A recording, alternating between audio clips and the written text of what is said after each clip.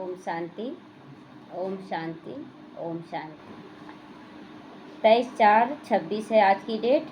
बाबा कहते हैं, मीठे बच्चे, भोलानाथ मोस्ट बिलीवेड, बाप तुम्हारे सम्मुख बैठे हैं। अभी तुम प्यार से याद करो तो लगन बढ़ती जाएगी, विघ्न खत्म हो जाएंगे। जो भी विघ्न आ रहे हैं तो बाबा कहते हैं कि अगर विघ्न आ रहे हैं तो हमारा लगन बढ़ जाएगा, बाबा से लगन बढ़ेगा। बहुत ज़्यादा याद करेंगे तो विक्रम विनाश होगा।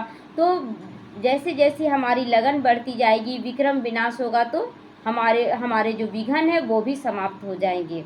तो बाबा भोलानाथ बनकर बैठा, अपने भोले बच्चों के लिए यहाँ आया है, सम्मुख बैठा है। प्रश्न है, ब्राह्मण बच्चों को कौन सी बात सदा याद रहे तो कभी भी विक्रम ना हो? अगर कौन सी बात याद रहे तो विक्रम नहीं होगा?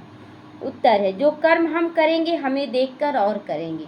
हमेशा देखें कि हमें देखकर करने वाले बहुत लोग हैं, इसीलिए हमेशा याद रखना कि हम जो भी कर्म कर रहे हैं उसको देखकर बहुत लोग करेंगे तो उसका सारा पाप का बोझा हमारे ऊपर चढ़ेगा। इसीलिए हम वही कर्म करें जो श्रीमद् प्रमाण है। तो यह याद रहे तो विक्रम नहीं होगा। अगर कोई छिपा कर भी पाप कर्म करते हैं तो धर्मराज से छिप नहीं सकता है ना। छिपा कर क्या मतलब, इधर की बातें उधर करना, शिकायत करना, लड़ाई करवाना, ये सब श्रीमत का पालन नहीं करना। तो ये सब छिप कर अगर हम करते हैं, मतलब कोई नहीं देख रहा है, कर लेते हैं, तो ये सब बाबा कहते हैं उसकी सज़ा फौरन मिलेगी। धर्मराज से छिपेगा नहीं तो फौरन सज़ा मिलेगी। मिलता है कि नहीं? हम लोग बोलते हैं सामने वाला 4 बार सुना दिए, सामने वाला सुनाया जरूर, लेकिन पहले गलती कौन किया? और अगर हम गलत नहीं हैं तो सामने वाला भी बोलेगा और शांत भी होगा और माफ़ी भी मांगेगा। ये भी है। आप करके ऐसा देखिए कि अगर हम गलत नहीं हैं तो उसका भी रिजल्ट आएगा, सामने वाला माफ़ी मांगेगा। तो आगे चलकर और भी मार्शल लॉ हो जाएगा, मतलब नियम बहुत कड़ा हो जाएगा। तो इस इंद्र सभा में कोई पतित छिपकर बैठ नहीं सकता है ना। कोई भी पतित छिपकर नहीं बैठ सकता। इंद्र सभा है ना, बाबा का घर इंद्र सभा है। गीत बजा है, भोलेनाथ से निराला कोई और नहीं, गौरीनाथ से निराला कोई और नहीं। ओम शांति। मीठे मीठे रूहानी बच्चे जानते हैं कि अब रूहानी बाप हमको ये सृष्टि के आदि मध्य अंत का ज्ञान सुना रहे हैं। आदि सत्युग त्रेता की भी कहानी सुनाए, मध्य द्वापर कलयुग का भी, और अभी अंत संगम युग की कहानी सुना रहे हैं। उसका नाम है भोलानाथ। बाप बहुत भोले होते हैं। कितनी तकलीफ सहन करके भी बच्चों को पढ़ाते हैं। लौकिक में भी पिता कितना तकलीफ झेलता है, बच्चों की खुशी के लिए सब कुछ न्यौछावर कर देता है। और बच्चे क्या करते हैं? गलत करते रहते हैं, इल्ज़ाम लगाते हैं, ईर्ष्यावश जलते रहते हैं कि मेरे साथ ऐसा नहीं हुआ, वो नहीं हुआ, जबकि बच्चे को ज़्यादा प्यार किया जा रहा है और जो कमज़ोर बच्चा होता है उसी को ज़्यादा प्यार किया जाता है। फिर भी वो बच्चा क्या बोलता है कि हमको कुछ नहीं मिला, हमको कुछ नहीं मिला। और बाप कैसा भोलानाथ है कि बेचारा कमा रहा है, दिन भर घर बना लेता है, लेकिन दिन भर दुकान में रहता है। क्यों रहता है? बच्चों की खुशी के लिए ना। और बच्चे इल्ज़ाम लगाएं तो कैसा लगेगा? हाँ, तब तो वही बाबा कहते हैं कि देखो कितना भोलानाथ पिता रहता है, जो अपने बच्चों के भविष्य के लिए कितनी मेहनत करते हैं, संभालते हैं। और फिर जब बड़े होते हैं तो सब कुछ उनको देखकर खुद वानप्रस्थ अवस्था ले लेते हैं, सब कुछ सौंप देते हैं। लो तुम्हारा अब है सब कुछ। समझते हैं कि हमने फर्ज अदाई पूरी की, अब बच्चे जाने मतलब बाप क्या सोचता है कि अब सब कुछ दे देते हैं, अब बच्चे जाने, सब कुछ फर्ज अदाई कर ही दिए हैं। तो बाप भोले भाले ठहरे ना, लौकिक पिता भी भोले भाले ठहरे। यह भी अभी तुमको बाप समझाते हैं, क्योंकि खुद भोलानाथ है ना। शिव बाबा क्या, वो तो भोला पिता है, लेकिन ये भोलानाथ है, मतलब पिताओं का भी पिता है। तो हद के बाप के लिए भी समझाते हैं कि यह कितने भोले हैं। तो वह खुद हद के भोले हैं, वो हुए हद के भोले। फिर यह है भोलेनाथ बाबा, बेहद का भोलानाथ है। परम धाम से आते हैं, पुरानी दुनिया पुराने शरीर में। क्यों? इसीलिए समझते हैं कि पुराने पतित शरीर में कैसे आना होगा। मतलब आते हैं क्यों? क्योंकि उनको पावन शरीर तो मिल नहीं सकता है शिव बाबा को, तो हमारे लिए आते हैं पुरानी दुनिया पुराने शरीर में। लेकिन बाहर वाले क्या बोलेंगे कि ये कैसे हो सकता है, इतना पावन पतित पावन और वो इतना पतित शरीर में आएगा, ये कैसे हो सकता है। तो न समझने के कारण पावन शरीर वाले श्री कृष्ण का नाम डाल दिया गया, पावन शरीर वाले श्री कृष्ण का नाम डाल देते हैं कि नहीं। और जबकि गाते भी हैं कि बूढ़े ब्राह्मण बनकर कंचन महल कियो, लेकिन फिर भी समझते श्री कृष्ण के द्वारा किया गया है। यही गीता वेद शास्त्र आदि फिर भी बनेंगे। देखो शिव बाबा कितना भोला है, सब कुछ जानता है, फिर भी हम बच्चों की खातिर परम धाम से आते हैं तो भी भाषण ऐसी देते जैसे कि बाप यहाँ ही बैठा है। यह साकार बाबा भी भोला है ना, कोई दुपट्टा नहीं, कोई तिलक आदि नहीं है ना। मतलब बाप है लेकिन को तो कि शॉल रखे रहते हैं और तिलक लगाए रहते कि मतलब विशेष हैं। लेकिन ब्रह्मा बाबा वैसा दिखाया अपने आप को कभी भी? एकदम साधारण। तो बल्कि साधारण बाबा तो बाबा ही है। बच्चे जानते हैं कि कितनी ये सारी नॉलेज शिव बाबा देते हैं, ये सारा ज्ञान हम लोगों को गहराई में ले जाते हैं बाबा, सब कुछ समझाते ताकि हम लोगों का बुद्धि का जो ताला है ना वो खुल जाए। और कोई की ताकत नहीं जो इतना गहराई से ज्ञान दे सके। दिन प्रतिदिन बच्चों की लगन बढ़ती जानी चाहिए। लगन बढ़ रहा है कि घट रहा है? बढ़ रहा है। जितना बाप को याद करेंगे उतना प्यार बढ़ता है ना। अब देखिए जो बच्चा जन्म लिया, जन्म लेने के बाद माँ बाप का प्यार तो होता है बच्चे से, बहुत प्यार होता है। लेकिन जैसे जैसे बच्चे बड़े होते जाते हैं तो उसका मुँह ज़्यादा होता है ना। उसी तरह हम भी जब जन्म लिए बाबा के पास तो प्यार था बाबा से, लेकिन जैसे जैसे सब कुछ होता जा रहा ना, अब तो लगता है कि बाबा के बिना रहना मुश्किल है, नामुमकिन है बाबा के बिना। कोई कितना भी बोल दे कि बाबा के बिना करो तो मतलब तुम तो बाहरी रूप से करो, लेकिन अंदर में तो मेरा रोम रोम बाबा का बन चुका है। हाँ, तो बिलेविड मोस्ट बाप है ना, न सिर्फ अभी परंतु भक्ति मार्ग में भी तुम बिलेविड मोस्ट समझते हो, है ना। तभी तो हमारी भक्ति भी श्रेष्ठ होती है द्वापर कलयुग में। कहते थे बाबा आप जब आएंगे ना तो सबसे प्यार छोड़कर एक बाबा के साथ ही प्यार रखेंगे, ये बोलते थे हम लोग। ज्ञान में आने से कुछ समय पहले भी हम लोग को से बाबा बुलवाया था कि अगर भगवान मिल जाए ना तो हम सब कुछ छोड़ छाड़ के निकल जाएंगे, है ना। तो अभी तुम जानते हो कि वो आया हुआ है, परंतु माया इतना लव करने नहीं देती है। करने देती है? बाबा को छोड़ देते हैं ना, सोचते हैं कि नहीं इधर भी, लेकिन ये प्यार गुप्त है। हमें प्यार गुप्त करना है तो फिर माया क्या कर सकती है? माया कुछ कर सकती है क्या? हम इतना प्यार में डूब जाएंगे, किसी में ताकत नहीं है कि हमें रोक दे। तो माया चाहती नहीं कि वह मुझे यानी कि मुझे छोड़कर बाप को याद करे, माया नहीं चाहती है। हाँ, इसीलिए वो बार बार अपनी ओर खींचती है, बहुत तरह से बोलेगी। अगर कुछ भी बोलिए तो बोलिए ओम शांति में ऐसे नहीं किया जाता है, आप ऐसे कर रहे हो।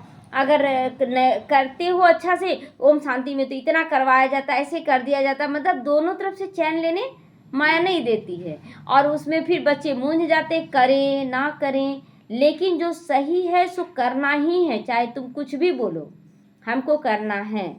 और देखिए विरोध भी करती है ना माया, तो ये भी दिखाती कि तुम किसके मुंह में पड़े हो, निकलो, मेरे से मुंह क्यों रख रहे हो। तो वह चाहती है कि दे अभिमान होकर मुझसे प्यार करो, दे अभिमान में आकर मुझसे प्यार करो। तो यही माया चाहती है, इसीलिए कितना विघ्न डालती है। तुमको विघ्नों को पार करना है, बच्चों को कुछ तो मेहनत करनी चाहिए ना, इसीलिए ये सब मेहनत देते हैं कि हमको अच्छे से चलना है। देखिए बच्चे जब अच्छे से चलते हैं तभी तो बाप को भी और लगता है ना कि सच में ये बच्चे बहुत अच्छे हैं। देखो मतलब इतना विघ्न आने पर भी कितना अच्छा अडोल होकर चल रहे हैं, तो तभी तो माँ बाप का प्यार और बढ़ जाता है बच्चों से। तो पुरुषार्थ से ही तो तुम प्रारब्ध पाते हो ना। अब देखिए बाप का बन गए, जन्म ले लिए बाप के घर में, तो जो संपत्ति मिलना है वो मिलेगा। लेकिन अगर आप अच्छा कर्म करते हैं तो वही संपत्ति दिन दुनी और रात चौगनी होने लगती है। तो उसी तरह यहाँ पर भी जब बच्चों को अच्छी जगह पहुँचा दिया जाता है तो फिर उसे क्या करना चाहिए? बहुत अच्छे से अपनी जिम्मेवारी फर्ज अदाई करनी है। लेकिन अगर नहीं करते तो बाप भी क्या बोलता है, ऐसा बच्चा रहे या ना रहे। तो बच्ची जानती ऊंचा पद पाने के लिए कितना पुरुषार्थ करना है ना, मेहनत कितनी करनी है। एक तो विकारों का दान देना है। विकार केवल काम विकार नहीं है। ईर्ष्या में लोग जल रहे हैं, झूठ बोलते हैं, ईर्ष्या, एक दूसरे से घृणा कर रहे हैं। अरे उससे घृणा करने से मेरा भाग्य थोड़ी बनेगा, हमको खुद करके दिखलाना होगा ना। वो तो अपना कोई अपना कार्य कर रहा है, तो हम उसको देखकर ईर्ष्या में क्यों जलें? हम क्यों सोचते हैं कि वो ऐसा कर रहा, हम नहीं कर पा रहे तो वो भी ना करे? ये क्यों बोलते हैं? मतलब ये ईर्ष्या है ना, कि अब अगर हम नहीं कर रहे तो उसको भी करने नहीं देंगे, तो ये ईर्ष्या है। तो एक तो विकारों का दान देना यहाँ, दूसरा बाप से जो अविनाशी ज्ञान रत्नों का धन मिलता है वो भी दान करना है ना। विकारों का दान और ज्ञान दान किसको किसको करना है? विकारों का दान किसको करना है? बाबा को। हाँ, और अविनाशी ज्ञान रत्नों का दान किसको करना है? आत्माओं को, सभी हाँ हाँ, तो दोनों दान करना है यहाँ पर। जिस अविनाशी धन से ही तुम इतने धनवान बनते हो, नॉलेज है सोर्स ऑफ इनकम, है ना, ज्ञान ही तो सोर्स ऑफ इनकम बनता है। तो वह है शास्त्रों की फिलॉसफी, यह है स्पिरिचुअल नॉलेज। शास्त्र आदि पढ़कर भी बहुत कमाते हैं लोग। आज देखिए, शास्त्र पढ़ कर आते हैं और प्रवचन ये सब करते हैं तो कितना धन मिलता है। एक कोठरी में ग्रंथ आदि रख दिया है, थोड़ा कुछ सुनाया, बस इनकम हो जाता है लोगों को। तो वह तो कोई यथार्थ ज्ञान भी तो नहीं है, सही ज्ञान भी तो नहीं है। यथार्थ ज्ञान एक बाप ही देते हैं। जब तक किसी को यह रूहानी नॉलेज नहीं मिली है तब तक वो शास्त्रों की फिलॉसफी बुद्धि में रखे रहते हैं, है ना। जब तक ये आत्मा का ज्ञान नहीं था तब तक क्या बोलते थे, राम की सीता चुराई गई, 5 पांडवों ने द्रौपदी को हारा, यही सब बोलते थे ना। लेकिन जब ज्ञान मिला तो हर जगह तर्क मतलब अंदर में चलने लगा चिंतन कि सही क्या है गलत क्या है। तो तुम्हारी बातें सुनते नहीं, तुम हो बहुत थोड़े। यह तो 100% सर्टेन है कि इस रूहानी नॉलेज बच्चों को ने रूहानी बाप से ली है ना। बाबा कहते हैं जैसे शुरुआत में ना बहुत कम बच्चे थे तो उतना भारी नहीं पड़ते थे, और अभी तो देखिए चारों तरफ ब्रह्मा कुमार कुमारियाँ बहुत हो गई हैं, तो अभी जहाँ भी जाते ग्रुप में जाते, हाँ इनका ज्ञान बहुत अच्छा है, लेकिन पहले ऐसा नहीं था। तो नॉलेज सोर्स ऑफ इनकम है। अभी देखिए ब्रह्मा कुमारी के नाम पर ही बहुत लोग दान पुण्य बहुत करना चाहते हैं कि नहीं हम भी देंगे हम भी देंगे, तो दान पुण्य हो रहा है, इनकम हो गया ना, तो बहुत धन मिलता है। योग से सोर्स ऑफ इनकम, हेल्थ मिलता है। योग में क्या मिलता है? योग से हेल्थ मिलता है, शक्ति मिलती है शरीर को, और निरोगी काया हो जाती है। ज्ञान से वेल्थ मिलता है, जितना आप ज्ञानी बनेंगे समझदार बनेंगे उतना धन हासिल होगा।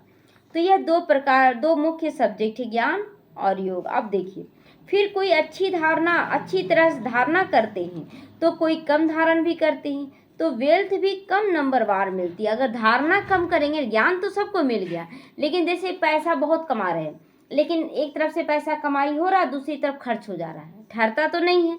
तो यहाँ क्या बोला बाबा कि जब आप बहुत ज्ञान सुन रहे हैं सुना रहे हैं तो आपके पास धन बहुत आया, लेकिन अगर आप धारण नहीं किए तो वही पैसा खत्म हो जाएगा। तो सजाएं आदि खाकर जाकर पद पाते हैं, पूरा याद नहीं करते तो विक्रम विनाश नहीं होता, फिर सजाएं भी खानी पड़े, है ना। इसीलिए बाबा कहता कि बच्चे बहुत अच्छे से धारणा करो, जितना रेस करो ज्ञान धारण करने में, रेस करना और करना है और करना है। क्या कमी है बाबा, उसको भी ठीक करना है, ये रेस करना है। और क्या करते हैं, रीस करने लगते हैं बच्चे कि वो आगे बढ़ा हम उसको आगे बढ़ने नहीं देंगे, वो नहीं बढ़ेगा ना तो हम आगे जरूर बढ़ेंगे। ऐसा होता था स्कूल में भी ना, होता था कि जो जैसे कुछ लड़कियां थी ना तो बोलती थी अगर ये हट जाए ना तो हम आगे बढ़ जाएंगे। अरे वो हट जाए तब तुम आगे बढ़ी तो क्या फायदा, उसके रहते तुम आगे बढ़ के दिखाओ ना, अच्छे से पढ़ के दिखाओ, तो पद भी भ्रष्ट हो पड़ता है। तो सजाएं आदि खाकर जाकर पद पाएंगे, क्योंकि पूरा नहीं याद नहीं करते तो विक्रम विनाश नहीं होता, फिर सजाएं आदि खाना पड़े, पद भी भ्रष्ट हो जाता है, जैसे स्कूल में होता है। तो यह बेहद की नॉलेज है ना। स्कूलों में भी ऐसा होता था, लेकिन ये बेहद का नॉलेज है। और सोचिए यहाँ अगर फेल हो गए तो पूरे कल्प आप फेलियर हो जाएंगे। इसीलिए बहुत सहन करना पड़ता है, सामना करना पड़ता है, समाना पड़ता है, तब जाके कोई विजयी का तिलक लगता है उसको। तो यह है बेहद की नॉलेज, इसमें इससे बेड़ा पार हो जाता है। उस नॉलेज में तो लोग बच्चे क्या बनते हैं, बैरिस्टर बनते हैं, डॉक्टरी इंजीनियरिंग पढ़ना होता है। यह तो एक ही पढ़ाई है। यह योग और ज्ञान से एवर हेल्दी और एवर वेल्दी बन जाती हूँ, प्रिंस बन जाती हूँ। वहाँ स्वर्ग में कोई बैरिस्टर जज आदि नहीं होगा। सतयुग में होगा जज वकील ये सब होगा, वहाँ तो कोई विक्रम ही नहीं होगा जो जज वकील बनना पड़े। वहाँ धर्मराज की भी दरकार नहीं है, धर्मराज की भी दरकार नहीं है। न गर्भ जेल में सजा, न धर्मराजपुरी की सजा मिलती है। वहाँ गर्भ महल में बहुत सुखी रहते हैं, मतलब गर्भ में भी बच्चा बहुत सुखी, क्योंकि योग बल से बच्चा ठहरता है ना वहाँ। तो यहाँ तो गर्भ जेल में सजाएं खानी पड़ती हैं। इन सब बातों को तुम बच्चे ही अब समझते हो। बाकी शास्त्रों में संस्कृत में श्लोक आदि मनुष्यों ने बनाए हैं। कौन बनाया, स्टार्ट कौन किया, शंकराचार्य। वो संस्कृत शुरुआत किया।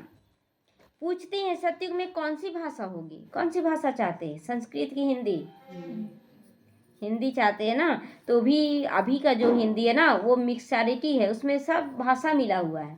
उर्दू, रुमाल, रुमाल कौन सा भाषा है, उर्दू शब्द है। तो इस तरह से बहुत इंग्लिश बोलते हैं, उर्दू भी बोलते हैं, हिंदी। यहाँ परफेक्ट हिंदी नहीं है। तो बाप समझाते जो देवताओं की भाषा होगी वहाँ वही चलेगी, वहाँ की जो भाषा होगी कहीं नहीं हो सकती है, वो भाषा ही अलग होगी। ऐसे ही नहीं हो सकता कि वहाँ संस्कृत भाषा हो। देवताएं और पतित मनुष्यों की एक भाषा कभी नहीं हो सकती है। तो पतित मनुष्य की भाषा एकदम डिफरेंट होगा, वहाँ पर सतयुग की भाषा अलग होगी।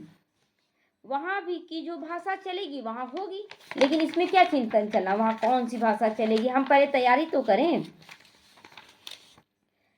तो यह पूछने की भी बात नहीं है, पहले बाप से वर्षा तो ले लो, वहाँ क्या चलेगा नहीं चलेगा छोड़ो। अभी हमें बहुत अच्छे से पुरुषार्थ करना है, जो कल्प पहले हुआ होगा वही होगा। पहले वर्षा तो ले लो, दूसरी कोई बात पूछो ही नहीं। अच्छा 84 जन्म नहीं तो 80-82 जन्म तो होगा ना, कम से कम पुरुषार्थ तो करो, मतलब मार्जिन बाबा दे रहा है। ऐसे तो हम लोगों को लक्ष्य 84 जन्म का ही रखना है। तो इन सब बातों को तुम छोड़ दो। बाप कहते अलफ को याद करो, स्वर की बादशाही बरोबर मिलती है ना। अनेक बार तुमने स्वर की बादशाही ली है, चढ़ाई से उतरना भी है ना। तो अभी तुम मास्टर ज्ञान का सागर, मास्टर सुख का सागर बनते हो। तुम पुरुषार्थी हो। अभी बाबा टाइटल भी दिया कि मास्टर ज्ञान का सागर हो, सुख का सागर हो, लेकिन तुम पुरुषार्थी हो। क्यों, क्योंकि घड़ी घड़ी दे अभिमान आ जाता है।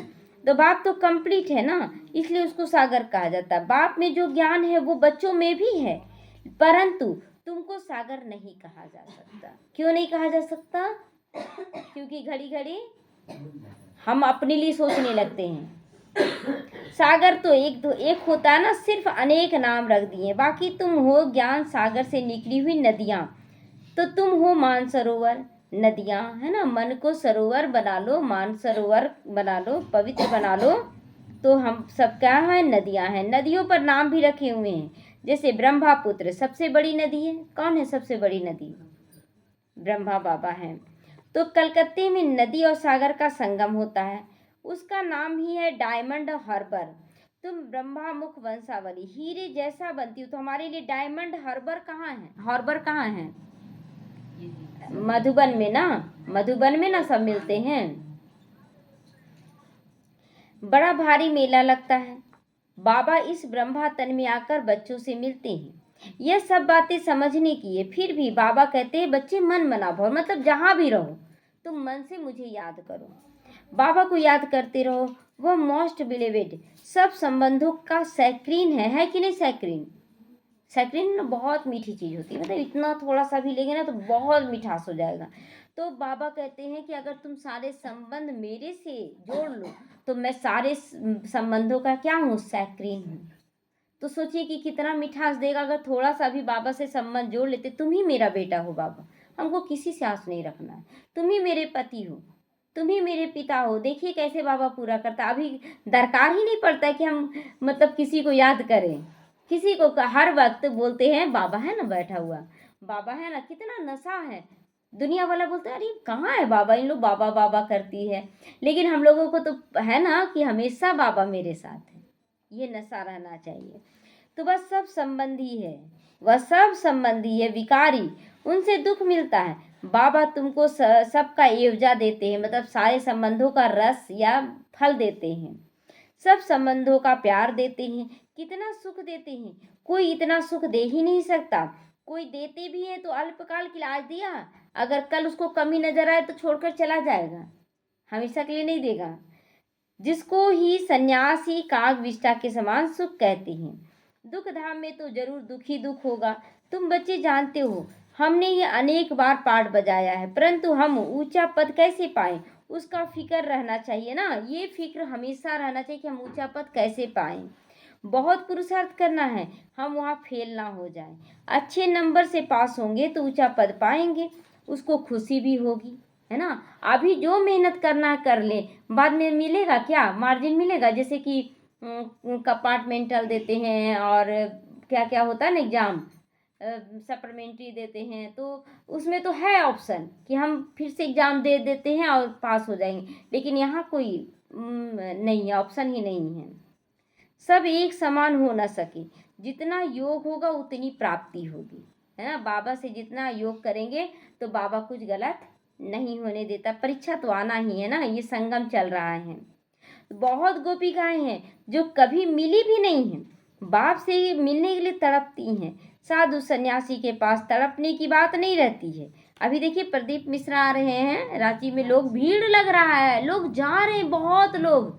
और जबकि कहा जाता बूढ़े ब्राह्मण बनकर कंचन महल की हो, तो बूढ़ा भी नहीं है।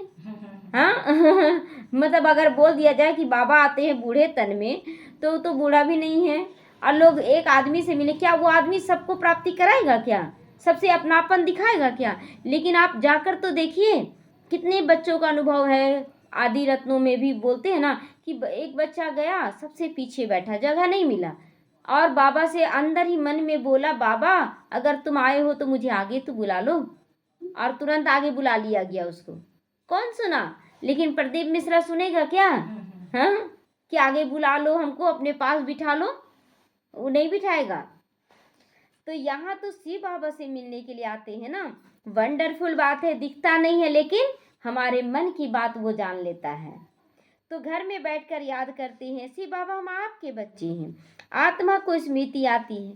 तुम जानते हो हम शिव बाबा से कल्प कल्प वर्षा लेते हैं, वही बाप कल्प के बाद भी आया हुआ है, तो देखने बिगर रह न सके, है ना। दिखता नहीं है लेकिन देखने बिगर रह न सके, ऐसा स्थिति हो गया है। आत्मा जानती है ना बाबा आया है, शिव जयंती भी मनाते हैं, परंतु जानते कुछ भी नहीं। शिव बाबा आकर पढ़ाते हैं या कुछ भी नहीं जानते, नाम मात्र की वह शिव जयंती मना लेते हैं, छुट्टी भी नहीं करते, है ना। पहले अब तो छुट्टी होने लगा, लेकिन पहले छुट्टी नहीं देते थे शिव जयंती के लिए। वर्षा जिसने दिया उसका कुछ महत्व ही नहीं रखा, है ना। कृष्ण जयंती पे छुट्टी दे दिए, लेकिन शिव जयंती पे छुट्टी नहीं होता था। और जिसको वर्षा दिया यानी श्री कृष्ण को, उसका नाम बाला कर दिया। खास भारत को आकर हैविन बनाया बाबा ने, बाकी सबको मुक्ति भी देते हैं, चाहते भी सब हैं। तो तुम जानते हो मुक्ति के बाद क्या मिलेगा, मुक्ति के बाद जीवन मुक्ति मिलेगा। मिल रहा है कि नहीं, किसको किसको जीवन मुक्ति मिल रहा है। जीवन मुक्ति का मतलब रिश्तों में भी हैं, सब कुछ निभा रहे, लेकिन जीवन उनसे मुक्त हैं, उनमें फंसे हुए नहीं हैं। तुमको ये करना होगा, क्यों करें अभी ये नहीं करना होगा, क्यों नहीं करेंगे। अभी मुरली नहीं पढ़ो ना एक दिन, क्यों नहीं पढ़े, इधर का काम कर रहे हैं ना, तो मुक्त है ना, उनके बंधन में तो नहीं है। तो यही है जीवन मुक्ति।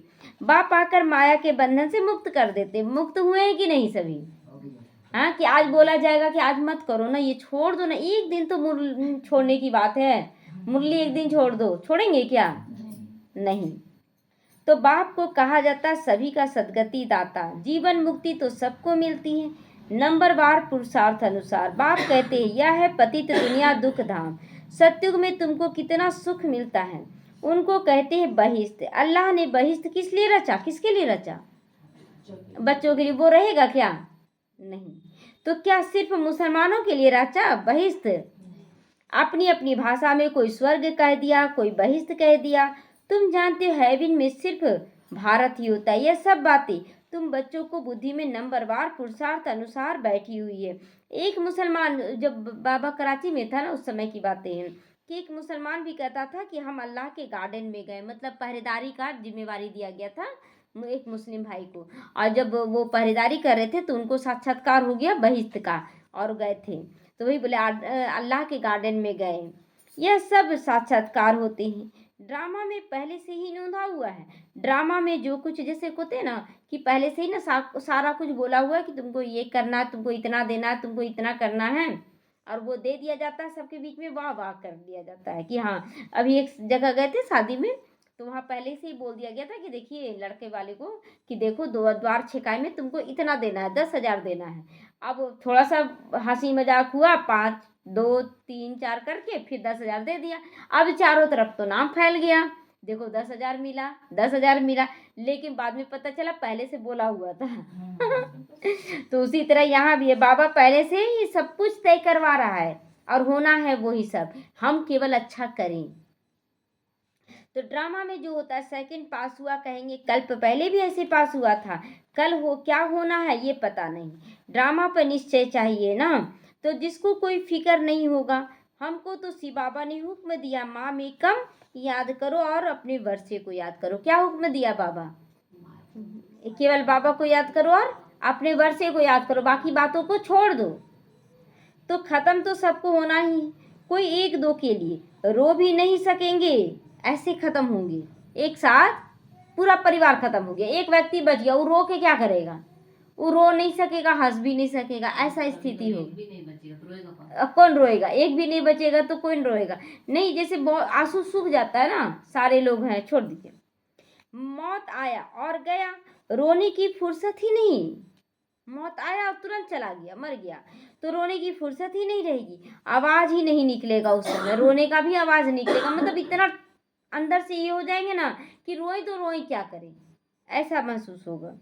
आजकल तो मनुष्य राख भी लेकर कितना परिक्रमा करते हैं, भाव बैठा हुआ है ना, सब waste of time, waste of money और वेस्ट ऑफ सब कुछ वेस्ट करते हैं ना, तन मन धन सब गंवा देते हैं। इसमें क्या रखा, मिट्टी मिट्टी में मिल जाएगा। राख जो है कहाँ कहाँ घुमाने ले जाते हैं और उसके बाद मिला देते हैं, तो मिट्टी मिट्टी में मिला ना। इससे भारत पवित्र बन जाएगा क्या? हाँ, पवित्र बन जाएगा उसका राख से। जवाहरलाल नेहरू का राख कहाँ कहाँ घुमाया गया था ना, तो क्या उससे पावन हो गया दुनिया? पतित दुनिया में जो भी काम करते वो पतित ही करेंगे, दान पुण्य आदि भी करते हैं आए हैं। क्या भारत पावन बन गया? अभी तक जो भक्ति करते आए क्या पावन बन गया दुनिया? सीढ़ी तो उतरनी है, दुनिया को छोड़ दीजिए। आप सुखी हो गए? बचपन से हम लोग भक्ति करते आए, तो सुखी कहाँ हुए हैं? तो सतयुग में सूर्यवंशी बने, फिर सीढ़ी उतरनी पड़े, फिर धीरे धीरे गिरते गए। भल कितना भी यज्ञ तप आदि करो, फिर भी दूसरे जन्म में अल्पकाल का ही सुख मिलेगा। भक्ति के अनुसार जो भी आप करते हो तो उसका फल अल्पकाल के लिए ही मिलेगा, लेकिन आप ज्ञान के अनुसार जो भी करते हो वो पूरे कल्प चलेगा। तो कोई बुरा काम करता है तो उसका भी एवजा उसको जरूर मिलता है। बेहद का बाप जानते हैं, बच्चों को पढ़ाने आए हैं, तन भी साधारण लिया है, कोई तिलक आदि लगाने की दरकार नहीं। ब्रह्मा बाबा को तिलक लगाने की दरकार नहीं, एकदम साधारण तन लिया है। तिलक तो भक्त लोग बड़े बड़े लगा देते, देखते हैं भक्त लोग कितना पूरा लाठ ही भरा रहता है, इतना तिलक लगाते हैं, परंतु ठगते कितना है। बाबा ने कहा है, मैं साधारण तन में आता हूँ, आकर बच्चों को पढ़ाता हूँ। वानप्रस्थी अवस्था ठहरी ना, इसीलिए श्री कृष्ण का नाम क्यों डाला? यहाँ जज करने की बुद्धि चाहिए, है ना, समझने की और बताने की, बोलने की कि क्या सही क्या गलत है, जज करना है। अभी बाबा ने राइट और रॉन्ग जज करने की बुद्धि दी, सबको समझ दिया है ना बाबा, अब जज करेंगे सही क्या गलत क्या है। तो बाबा कहते तुम यज्ञ तप दान पुण्य आदि करते हो, शास्त्र पढ़ते आए हो, क्या उन शास्त्रों में कुछ है? हमने तो तुमको राजयोग सिखाकर विश्व की बादशाही दे दी। श्री कृष्ण ने दी, कौन दिया? शिव बाबा ने। अब अच्छा जज करके बोलो अब सबको कि कौन दिया। कहते बाबा आपने ही सुनाया था, श्री कृष्ण तो छोटा प्रिंस है, वह कैसे सुनाएगा? तो बाबा आपके ही राजयोग से हम ये बनते हैं। बाप कहते हैं शरीर पर भरोसा नहीं बच्चे, इसलिए जो पुरुषार्थ करना भी कर लो, कल भरोसा है क्या? नहीं। तो बाबा को समाचार सुनाते, फलाना बहुत अच्छा निश्चय बुद्धि है बाबा। मैं कहता हूँ, यानी बाबा कह रहा है, बिल्कुल निश्चय नहीं है ना। बाबा सब जानता है कि कौन कैसे चल रहा है। जितना जिनको बहुत प्यार किया, और देखो आज वो नहीं है, वो चले गए। बाबा तो सबके साथ प्यार से ही चलता है। जैसे कर्म मैं करूँगा मुझे देख और करेंगे, यह तो विकार में ला जाए फिर छिप कर आकर बैठ जाते हैं। इसका निश्चय कहाँ है ना। बहुत बच्चे क्या बाहर से बहुत मीठा मीठा बोलेंगे और अंदर से वो खराब रहते हैं। तो बाबा तो सब जान रहा है। बाबा तो झट संदेशी को बता देते हैं, ऐसे कर्म करने वाले बहुत नाजुक होते जाएंगे, है ना। ऐसे कर्म करने वाले छोटा सा भी परिस्थिति आएगा ना तो हिल जाएंगे, क्या करें कैसे करें, वो रोएंगे चिल्लाएंगे। लेकिन जो मजबूत होंगे, अच्छे से चलने वाले, वो मजबूती से सामना करेंगे, वो डरेंगे नहीं। तो आप चल नहीं सकोगे। पिछाड़ी के नाजुक समय कोई कुछ करता है तो एकदम मार्शल लॉ चलाते हैं, है ना। पिछाड़ी के समय अगर कोई कुछ करेगा ना तो एकदम मार्शल लॉ, यानी कि बहुत कड़ा धर्मराज का सजा होगा। आगे चल तुम बहुत देखोगे ऐसे। बाबा क्या क्या करते हैं, बाबा थोड़ी सजा देंगे, धर्मराज द्वारा दिलवाते हैं। ज्ञान में प्रेरणा की बात नहीं है। भगवान को तो मनुष्य कहते हैं, सब मनुष्य कहते हैं, हे पतित पावन आओ, हमको आकर पावन बनाओ। सभी आत्माएं ऑर्गन्स द्वारा पुकारती हैं। बाप है ज्ञान का सागर, उनके पास बहुत वक्खर यानी वैरायटी सामान है। क्या क्या वैरायटी सामान है? सुख है, शांति है, आनंद है, प्रेम है, पवित्रता है, ज्ञान, शक्ति, कितना सारा है। तो ऐसा वक्खर बनाने वाला तो एक बाप है। बाप आकर कर्म, अकर्म और विक्रम की गति समझाते हैं। अब तुम्हारा तीसरा नेत्र खुल गया है। तुम जानते हो 5000 वर्ष की बात है। अब घर जाना है, पाठ बजाना है। यह स्वदर्शन चक्र है ना, तुम्हारा नाम है स्वदर्शन चक्रधारी। अपना दर्शन करो ना, दुनिया का दर्शन क्यों करते हो? वो क्या कर रहा है? ब्राह्मण कुलभूषण, क्या बनना चाहिए? ब्राह्मण है तो क्या बनना चाहिए? स्वदर्शन चक्रधारी। अगर ब्राह्मण बने हैं तो प्रजापिता ब्रह्मा, कुमार कुमारियां हो, लाखों की अंदाज में स्वदर्शन चक्रधारी बनेंगे। बनेंगे कि नहीं? सब बनेंगे। तुम कितना नॉलेज पढ़ते हो? अच्छा, मीठे मीठे सीखी लदे बच्चों प्रति माता पिता बाप दादा का याद प्यार और गुड मॉर्निंग। रूहानी बाप की रूहानी बच्चों को नमस्ते। हम रूहानी बच्चों की रूहानी माता पिता बाप दादा को याद प्यार, गुड मॉर्निंग और नमस्ते। नमस्ते, शुक्रिया बाबा, शुक्रिया। हम रहेंगे सदा हंसते हंसते, शिव बाबा के साथ जाएंगे परम धाम, आएंगे वैकुंठ में हंसते हंसते। ओम शांति। धारणा के लिए मुख्य सारे, यह समय बहुत नाजुक है, इसीलिए कोई भी उल्टा कर्म नहीं करना। कर्म, अकर्म और विक्रम की गति को ध्यान में रखकर सदा श्रेष्ठ कर्म ही करना। आप पर कोई उंगली ना उठा सके, है ना। गुस्सा बस भले बोले, लेकिन आपकी गलती कोई निकाल ना सके, ऐसी स्थिति हमें बनानी है। योग से सदा के लिए अपनी काया निरोगी भी बनानी है। चिंता नहीं करेंगे, योग लगाएंगे अगर बाबा से तो चिंता खत्म हो जाएगा। चिंता खत्म होगा तो बीमारी खत्म हो जाएगी। तो एक मोस्ट बिलीवेड बाप को ही याद करना है। बाप से ही अविनाशी ज्ञान धन मिलता है ना, तो वो दान करना है। वरदान है सहनशीलता के गुण द्वारा कठोर संस्कार को भी शीतल बनाने वाले संतुष्ट मणि बनो। हमें कैसा बनना है? संतुष्ट मणि कैसा बनना है कि इतना सहनशील का गुण धारण कर ले जो कठोर संस्कार वाले भी बदल जाएं। ये नहीं कि हम नहीं बदल पाएंगे, नहीं। जिसमें सहनशीलता का गुण होता वह सूरज से ही सदैव संतुष्ट दिखाई देता है। वो जो स्वयं संतुष्ट मूर्त रहते हैं, औरों को भी संतुष्ट बना देते हैं। वो जो खुद संतुष्ट रहेंगे वो औरों को भी संतुष्ट बना देंगे। संतुष्ट होना माना सफलता पाना। जो सहनशील होते वह अपनी सहनशीलता की शक्ति से कठोर संस्कार व कठिन कार्य को भी शीतल और सहज बना देते हैं। उनका चेहरा ही गुण मूर्त दिखाई देता है। वही ड्रामा की ढाल पर ठहर सकते। ड्रामा की ढाल माना ढाल, तलवार की ढाल पर कौन ठहर सकता है? जो मजबूत होगा। तो यहाँ भी ड्रामा की ढाल यानी कि बहुत बड़े बड़े विघ्नों का भी सामना करना पड़े, लेकिन अचल अडोल वही रह सकते जो एक मन मनाभाव की स्थिति में स्थित होंगे। स्लोगन है, जो वाणी द्वारा नहीं बदलते उन्हें शुभ वाइब्रेशन द्वारा बदल सकते हो। यह बाबा हमें दे रहा है ज्ञान कि बच्चे अगर कोई मुख से नहीं बदलते तो कर्म करके उसको बदलो। अव्यक्त इशारे, महान बनने के लिए मधुरता और नम्रता का गुण धारण करो। जैसे ब्रह्मा बाप के बोल फरिश्तों के बोल थे, कम बोल और मधुर बोल थे, ऐसे यथार्थ बोल बोलो। कारोबार के लिए बोलना तो पड़ता है, लेकिन यह भी लंबा नहीं करो, है ना। कारोबार के लिए बोलना पड़ता है, लेकिन उसको भी लंबा चौड़ा नहीं बोलना। बस जो काम की बातें बहुत लोग बहुत लंबा खींचते हैं, सुनते सुनते लगता है जैसे अंदर से बेचैनी होता, वैसे नहीं बात करना। कम बोलकर अच्छे से स्पष्ट रूप से बात रखनी है। हर संकल्प बोल कर्म में फॉलो फादर करो। हर बोल में मधुरता होनी चाहिए, नम्रता की भी महानता होनी चाहिए। इसके लिए स्वयं को निमित्त समझकर हर कार्य करो, तो महानता के साथ नम्रता भी आ जाएगी और औरों की और सफलता मूर्त भी बन जाओगे। मतलब जितना आप कहीं भी सहन करते हैं तो कितना सारा गुण आता है कि आपको परखने की शक्ति आ जाती है, आपके अंदर निर्णय की शक्ति आ जाती है, सहन शक्ति आ जाती है, सामना करने की शक्ति, सारा शक्ति उसी में निंदा हुआ है जहाँ पर विरोध होता है, कुछ गलत होता है।